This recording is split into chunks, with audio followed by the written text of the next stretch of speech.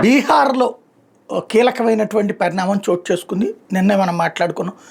ఆధార్‌కి సంబంధించినటువంటి ఇబ్బంది. ఇవాళ దీని మీదన ఛాలెంజ్ చేస్తూ వేసినటువంటి పిటిషన్ల మీదన ఇరు వర్గాలకి ఒక మొట్టికాయి, ఒక ప్రయోజనం. నెంబర్ 1 పిటిషనర్లు ఏం కోరారు? ఆధార్‌ని వీళ్ళు క్రెడెన్షియల్‌గా తీసుకొని అంటున్నారు.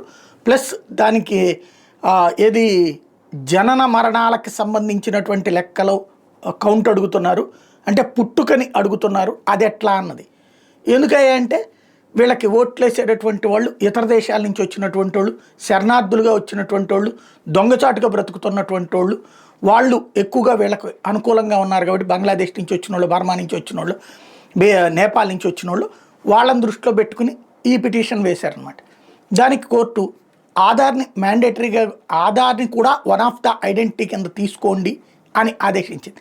అది పిటిషన్ వేసిన వాళ్ళకి సంతోషం.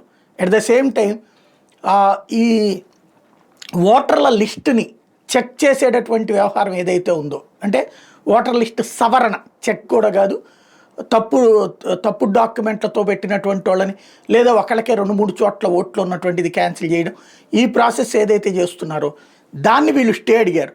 దానికి స్టే ఇవ్వడానికి నిరాకరించడంతో పాటుగా అది ఒక ప్రాసెస్, దాన్ని చేయడానికి ఆపే అధికారం ఎవరికి లేదు, రాజ్యాంగబద్ధ సంస్థ ఎన్నికల సంఘం చేస్తుంది అని తేల్చి చెప్పింది సుప్రీంకోర్టు. తద్వారా ఎలక్షన్ కమిషన్ తను చేసే పనిని ఏదైతే ఓటర్ల లిస్టు సవరణ యాక్సెప్టబుల్, దానికి అది ఊరట.